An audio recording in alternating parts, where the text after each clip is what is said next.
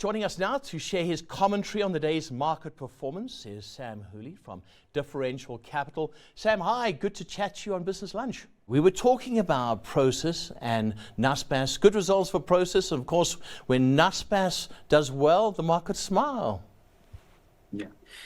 Yes, it's a big stock in our market, and the results were very good. As expected, they gave us good guidance ahead of time. So in a way, I mean, there was no surprises. If anything, I think the call with all the institutional investors will tell us a little bit more about their buyback strategy. But all in all, a very good result. So, and the outlook also very good. So I would say it's good for our market. It's good generally, but there were no surprises of any sort. You know, it's in line with what they told us. Yeah, no, you're quite right.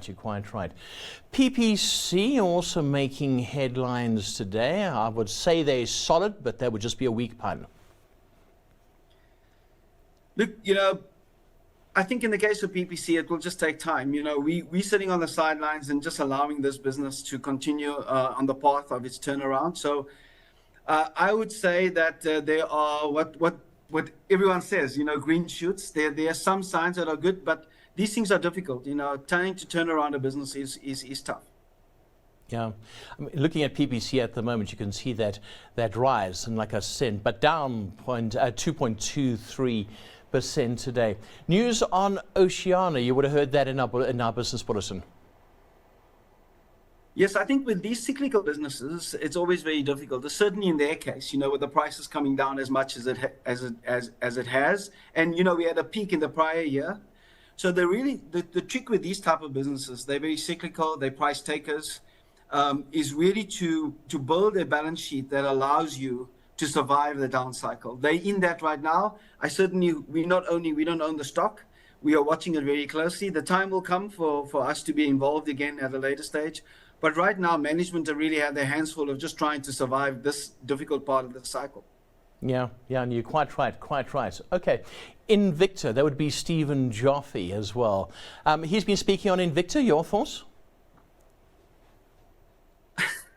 Well, it's almost incredible. I used to be an Invicta analyst, you know, almost 30 years ago. You know, so and the business itself has changed over time. You know, I think that for us big institutional shareholders, you know, this is a stock that we look at very closely. We haven't actually invested in it.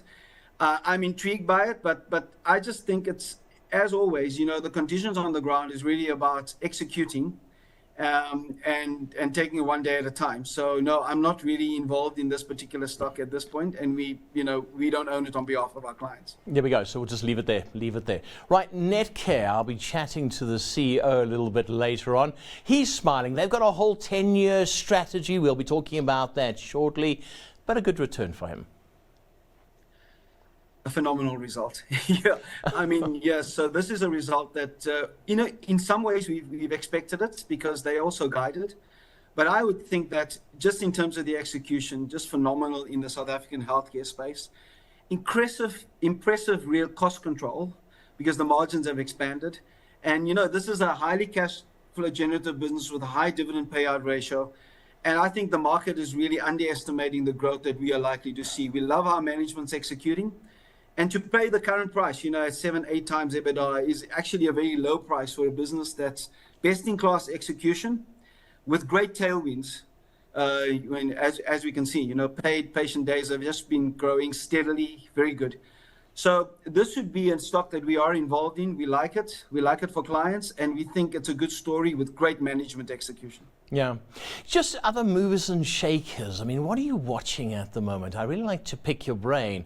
It's a week full of holidays overseas. There's Thanksgiving and things like that. But what are you watching? Well, if you were to step back from markets, you know, we've had for a few days, I'd probably say 5 to 6 trading days of high volatility.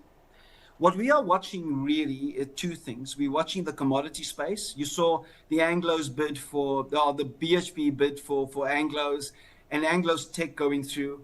The incredible signals around commodities, strong signals for copper in particular, and you know, we're not surprised that that is playing itself out, where there's really a frenzy to try and get copper assets.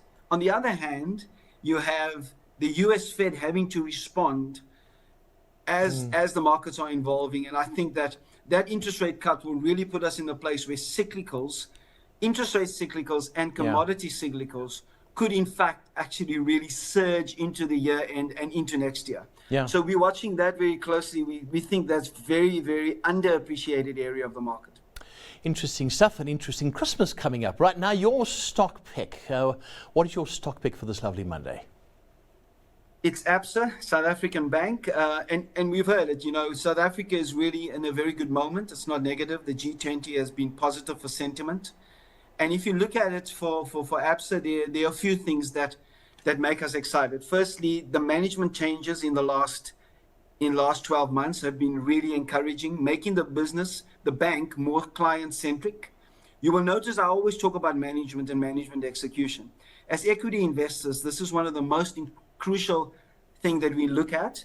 Then generally things are very good for South African banks. If you look at what's happened to interest rates, inflation, and SA bond yields, excluding South Africa and more on the continent, if you think of Africa, ex-South Africa, Standard Bank and ABSA have the best franchises, and ABSA is really underestimated. So when you put it all together, what you really have is you have a business which I think is set for some incredible tailwinds and very cheaply priced.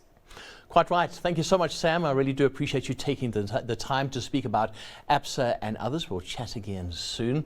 That was Sam Houlie from Differential Capital.